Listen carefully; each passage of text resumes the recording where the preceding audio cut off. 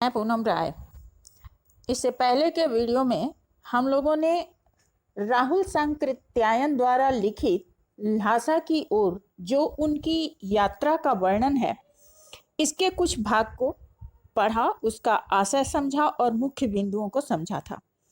इस वीडियो में हम लोग अगले पैराग्राफ को देखेंगे। जैसा कि आप जानते हैं कि वीडियो के आधे भाग में हम लोग उस पैराग्राफ के आशय को समझते हैं और आधे भाग में मुख्य बिंदुओं को समझते हैं। तो शुरू करते हैं। परित्यक्त चीनी किले से जब लेखक आगे चलने लगे तो एक आदमी राहदारी मांगने आया।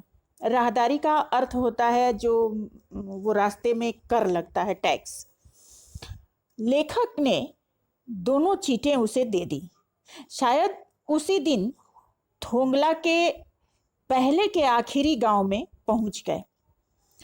यहाँ सुमति की जान पहचान थी। सुमति एक बौद्ध भिक्षु था जो कि इस यात्रा के दौरान लेखक के साथ था, तो उसकी जान पहचान थी और भिखमंगे रहते हुए भी उन्हें रहने के लिए एक अच्छी जगह मिल गई। 5 साल बाद जब इसी रास्ते से वे लौटे और भिखमंगे नहीं बल्कि एक यात्री के वेश में थे और घोड़े पर सवार होकर आए थे, किंतु उस वक्त किसी ने लेखक को रहने के लिए जगह नहीं दी और लेखक को मजबूरी में एक गरीब झोपड़े में ठहरना पड़ा था। बहुत कुछ लोगों की उस वक्त की मनोवृत्ति पर ही निर्भर रहता है। खासकर शाम के वक्त लोग छंग पीकर मस्त हो जाते हैं और अपने होश हवास में नहीं रहते, इसलिए वो जो अतिथि होते हैं उनका आदर सत्कार भी नहीं करते। तो इसके प्रमुख बिंदु अब क्या क्या निकल रहे हैं। परित्यक्त चीनी किला किसे कहा गया है और वहां लेखक किस लिए गया था।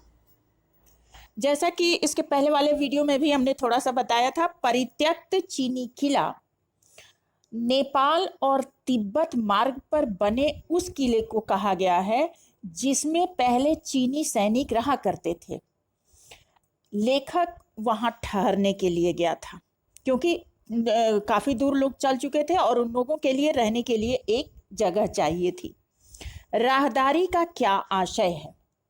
राहदारी का आशय है कि पुल से नदी पार करने के लिए अनुमति पत्र लेना जो मजिस्ट्रेट के हाथों से लिखित होता है।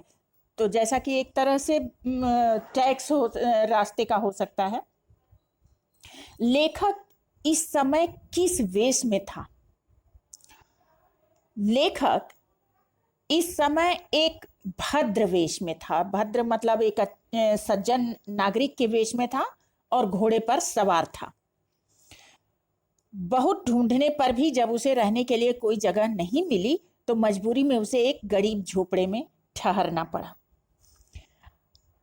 यहां अपने यात्रा के दौरान 2 बार के ठहरने का लेखक ने वर्णन किया है। तो प्रश्न यहाँ उठता है कि 5 साल पहले जब लेखक इसी रास्ते पर यात्रा किया था तो भिखमंगे के वेश में रहने पर भी उसे रहने की अच्छी जगह मिली थी, लेकिन 5 साल बाद उसी रास्ते पर जबकि वह एक भद्र यात्री के वेश में था उसे रहने की जगह नहीं मिली। ऐसा क्यों? क्योंकि जब लेखक भिखमंगे के वेश में था उस समय उसके साथ सुमति था जिसकी जान पहचान वहां के आसपास के गांवों में थी। यही कारण था कि उन्हें रहने के लिए अच्छी जगह मिल गई।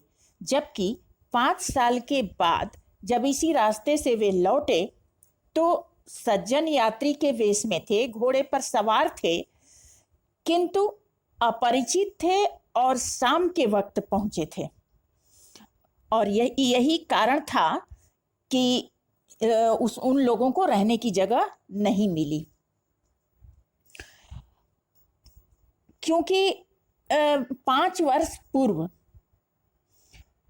लेखक को यही एक कारण था जिसकी वजह से जगह मिल गई थी, क्योंकि सुमति एक बौद्ध भिक्षु था जैसा कि अभी हमने बताया। और शाम के समय छंग में मस्त होने के कारण लोग सुविधाओं का ध्यान नहीं रखते थे यात्रियों की, इसलिए उसको बाद में जगह नहीं मिली। अगला है कि चीन में लेखक को अतिथि सम्मान के नाम पर क्या अनुभव हुआ। चीन में लेखक को अतिथि सम्मान के नाम पर जो अनुभव हुआ वो इस प्रकार था कि उस समय